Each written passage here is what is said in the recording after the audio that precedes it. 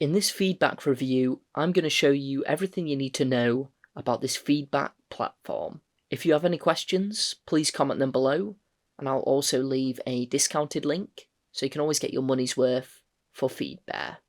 Feedbear lets you collect and manage customer feedback on a user-friendly platform.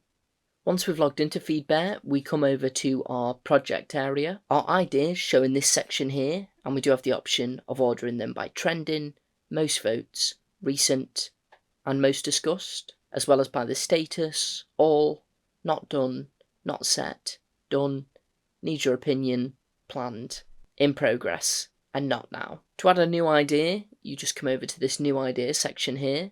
We can title it, as it says, something short, and then in the description, you can write your idea in more detail. So just as an example, I've put in there, give customers a discount code after every order. Now there is also the option to attach images. You could click on there, drag a file in, or browse a file from your computer. So I'm going to go ahead and add that idea. And as we can see, this idea shows up here.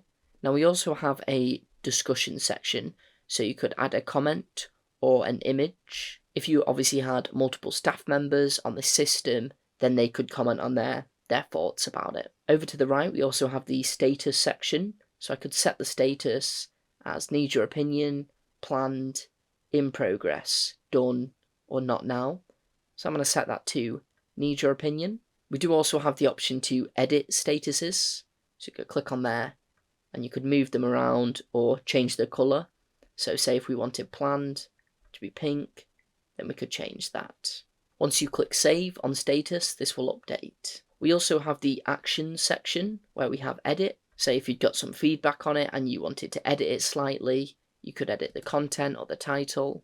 We also have move to another board, and we could type into there which board we'd like to move it to. We have merge into another post. Again, you could search your posts, type that into there, and it will merge the two together. And then you could also delete it. You can also add a tag. So as it says, tags are visible only to project admins. So if I went on add tag there, you could obviously search for a tag if you already had one, or you could just type to add a new one and then click enter there. There's also the voters section. Now obviously we've only got myself. If you had multiple people, you could search for the name in there, or you could set a new name and their email and go on add vote. It's also worth noting that there's a view edit history section. So this would show all the versions. If you kept changing it and there was multiple versions, you can go back on here and have a look. There's also the option to revert to the older version. If we go back on the dashboard, we can see that our new idea shows here, and it's got the need your opinion status. You could vote that up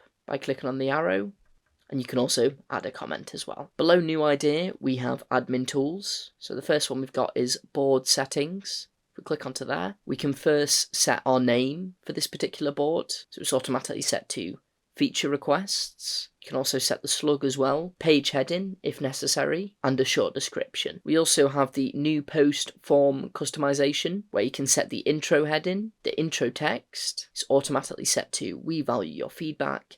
You can vote for existing ideas, discuss them, or add your own. The form title placeholder, the form body placeholder, the form footer text, the form button text, and then we also have default status for new posts. So when new ideas are submitted, assign them to this status. You can obviously choose which one you wanted to go for. So for the sake of this, I'm just going to put this as in progress. You can also set it to hide ideas with not set status from users, and you can also hide the count of votes. Once you're happy there, if you go on Save Board, below Board Settings, we also have Export Ideas. Here you could export your ideas to your computer, and they will save as a CSV file. You do also have the option to import ideas, so you could upload your own CSV file, and this will drag them into the ideas section. We also have New Board, where you could create a new board, set the name, and go through those same settings.